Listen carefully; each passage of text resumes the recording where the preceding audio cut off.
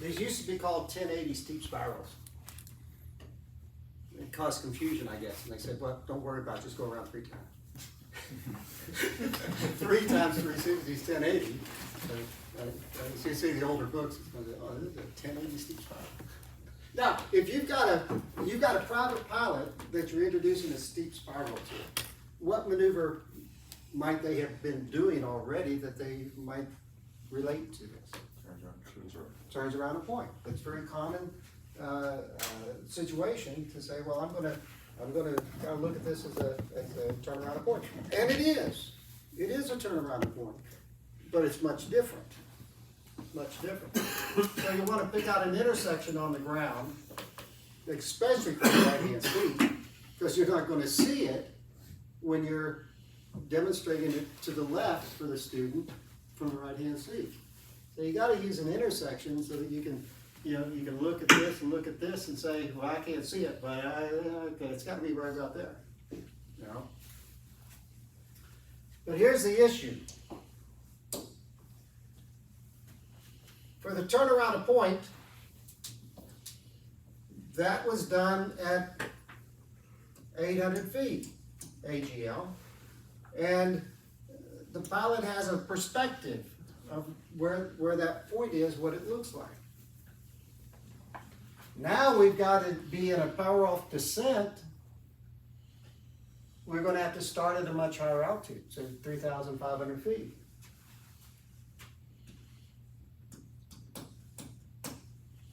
If they have the same type of perspective, they're going to be starting way out here with this radius, and that's why I see a lot of times shallow spirals. At best, medium spirals, not steep spirals. Okay?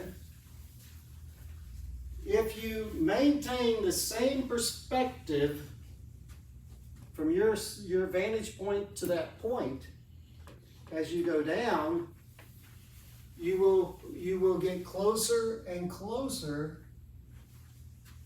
to the point. So it looks like a funnel coming down. When you do it properly, and it's a cylinder, you start out here, and it looks like you're almost over top of the point, right? Because that perspective is much different.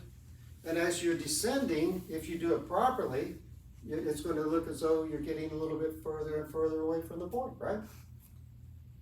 You guys understand that.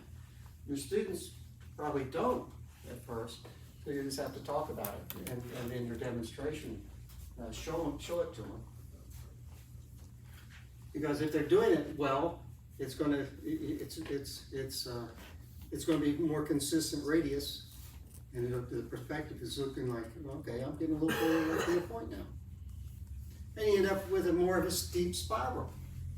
You know, if somebody's going to demonstrate a steep spiral to me in a Warrior, and they say, okay, I got to go up to 4,500 feet. I know what I'm going to see. Because when you do shallow spirals, you need more altitude. Because it takes more time for that big old radius that I know is coming. You know? Start at the lower altitude and put that bank in there.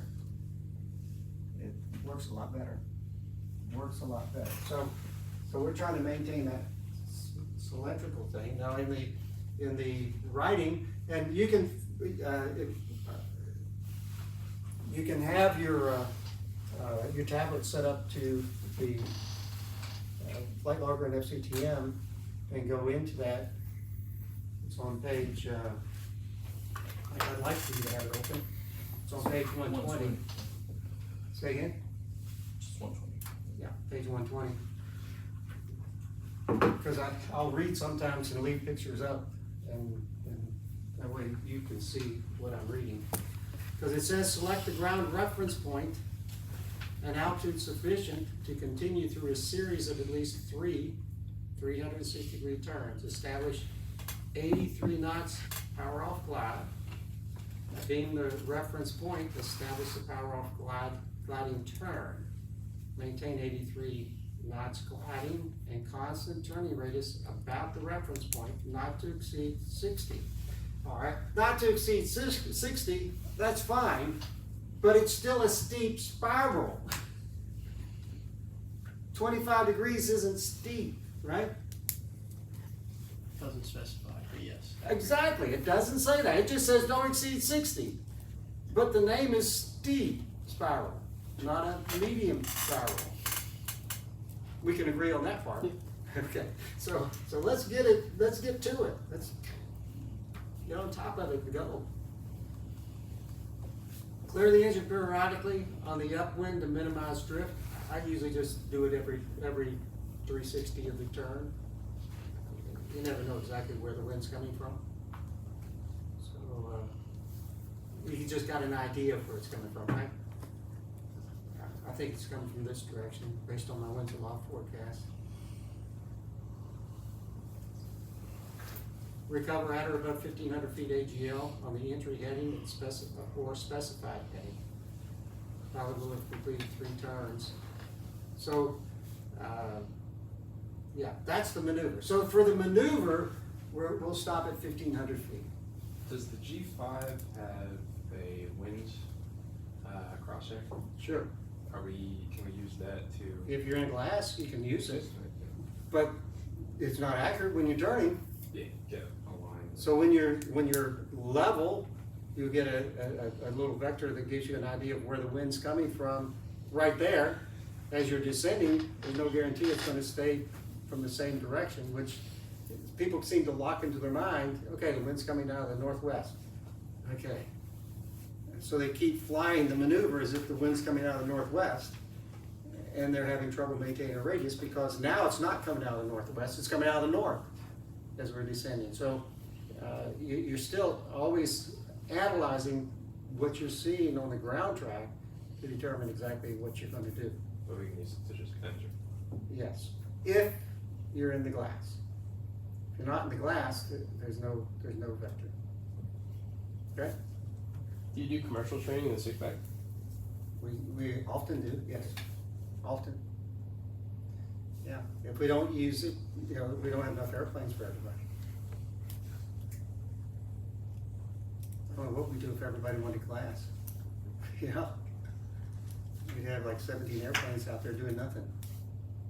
People sitting around complaining about not flying enough. There's 17 airplanes out there you can fly, right? Yeah. They do just fine. They do just fine. You're doing visual maneuvers. What do you need glass for? Glass becomes a distraction in visual maneuvers.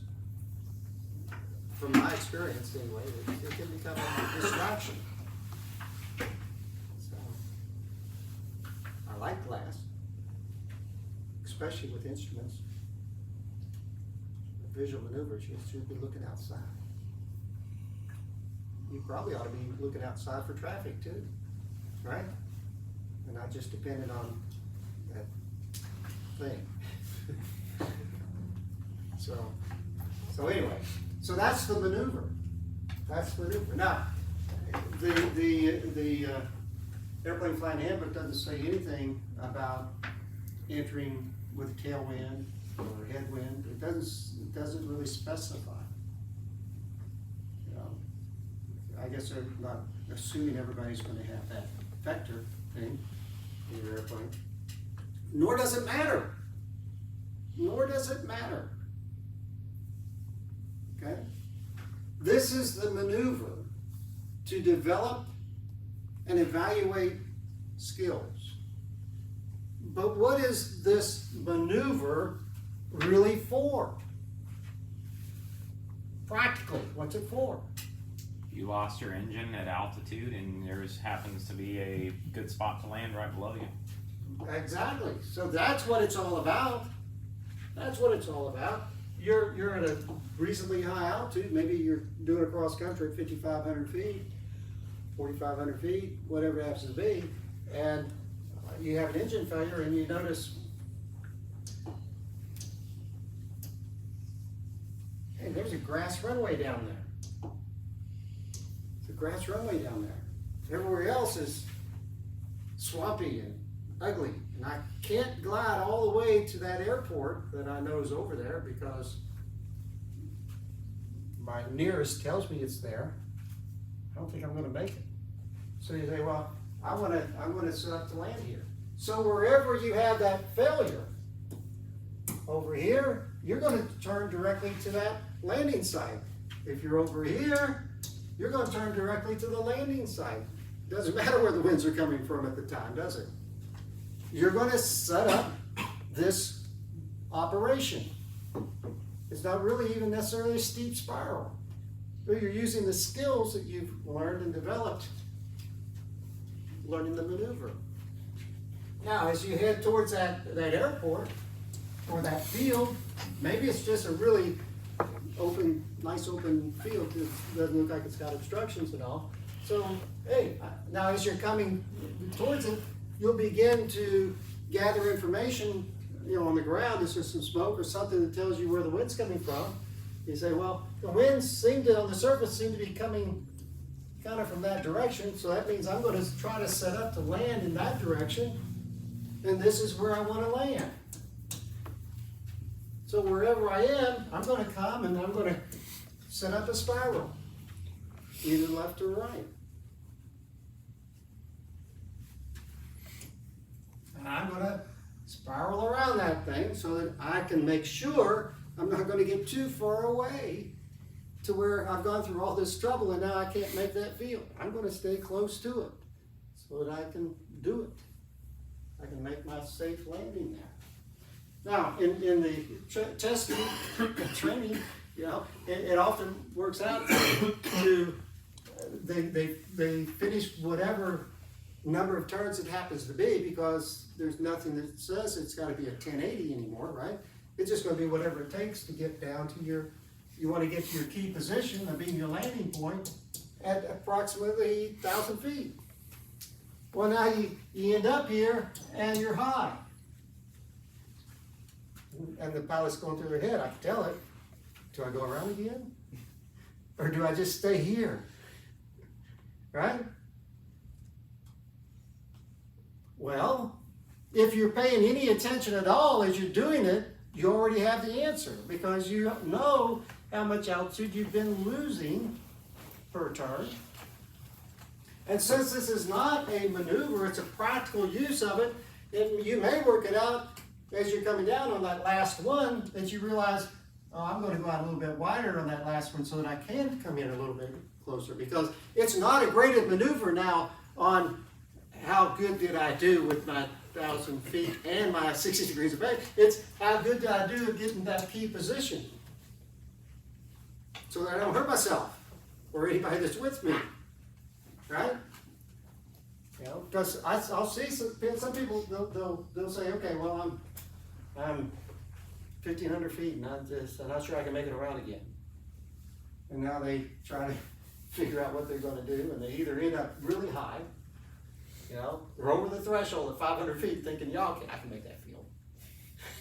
I said, you're not going to make that field. You're going to be off the far end of that field, Or they're at 200 feet or 100 feet, a mile out. Oh, I can make that field. Not this airplane can. So, it's an evaluation. It's the skills, but it's also decision making. Decision making.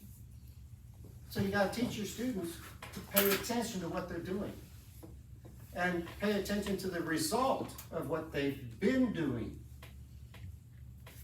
Okay? Got to do that just in case something goes well.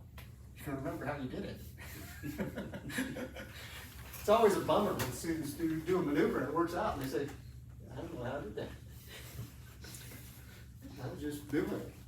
So, all right. Now, once they get to this position, what's the other skill they've been required to practice and learn to make it to where they can safely touch down here? Power off 180. So they've got another skill that they've worked at, and they come back around here and they safely touch down somewhere around there.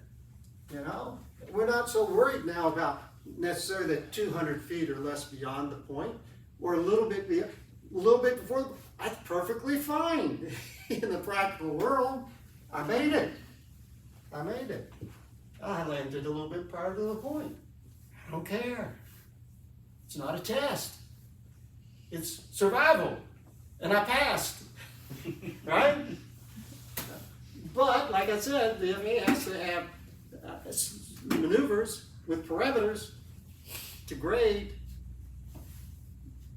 your understanding of a skill they want to test. Okay? So, you always want to think about the practical, why am I doing this? I think somebody else mentioned, why am I doing this? That's what I always wondered when that instructor wanted me to do slow flight.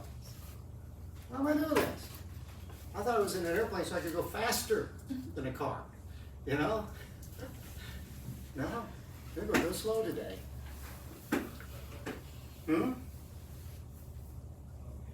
So, I think it was outside. okay. I know I heard something. So, anyway. But remember, you're teaching people how to fly airplanes. And as a result, they pass tests. That's your steep spiral. And that's the maneuver. And some of the issues, I heard somebody say, you hate doing them from the right-hand seat. What's the problem? Can't see the point. Can't see the point. What have you done to fix that? Find the road. Okay. So that's a quick fix. Shouldn't be a problem anymore. But as you're doing the maneuvers, what was some of the big problems you had learning the maneuver? Whether from the right hand seat or left hand seat. Wind drift. Huh? Wind drift. Wind drift, okay. But I always got slow. Yeah. Slow. Alright. So if you're in the right hand seat and you're going with that intersection, that line that's forming the intersection looks like it's going just about real close to the wingward, doesn't it? When you're up at 3,500 feet. So now you've got to learn the specific airplane so you can set that up and you can see this other intersection coming. You'd like to have the power coming back to idle, hold your altitude to slow down to your 83 so that just prior to that point you can pitch down to maintain it and then be right into the maneuver without losing any significant altitude. Bank right into the maneuver. And go steep. Go steep. From my observation, it's better to be a little too steep at first than too shallow. It's a lot easier to roll out a little bit of bank to get a little bit wider than it is to get more bank and kind of catch up. Because we're looking at the effects of our turn. And as we're coming here, and we're coming around here to maintain the airspeed, maintain the distance, and around here maintain. That's the maneuver. Now, one of the things I see, I have seen that pilots really have problems with is airspeed control. Not just being slow, but also being because they're looking outside like this at that. How much pitch information do you get looking down there? I guess you can get some subtle changes looking down there, but not real good. Not real good. So I usually see when they look at the airspeed, oh, I'm too fast. So they come out, oh, I'm too slow. So it's just a constant, oh, I'm too fast, I'm too slow, I'm too fast. And why? They don't know what they're looking for. They see they're too fast, but they don't know what the proper picture should be to maintain 83. What I did to help that is, I'd say, well, let's just go up to altitude, bring the power back to idle, and get our 83 knots. Don't worry about any ground reference. Let's go into 60 degrees of bank and pitch and maintain your 83 knots. We're paying attention more to the airspeed indicator because I don't care what's happening on the ground. Yes, I'm scanning for traffic, but I'm not looking at a reference point. So I'm seeing what the picture should be. All right, go to 45 degrees of bank. What's the picture? How does it change? Start developing some pictures. How does it change? Well, put that throttle up and back. What happens? So that when you're doing the maneuver and your eyes come up to here to do that, you know exactly what you're looking for. And if you're doing this maneuver and you look up and you see the picture's wrong, you have a better idea of what to change the picture to. If you've never figured out the picture, it's always, I gotta pitch up or I gotta pitch down. Well, how much? I don't know. All I know is I'm too fast, right? But if you've taken the time to learn the pictures, then when you look up and say, I'm too fast, you can be more precise with the pitch change to stabilize an airspeed. All right? So it's fine to take maneuvers and to break them down into smaller pieces to then come back to the whole to make the maneuver better. So think about, whatever, what do I have to do to make this student better?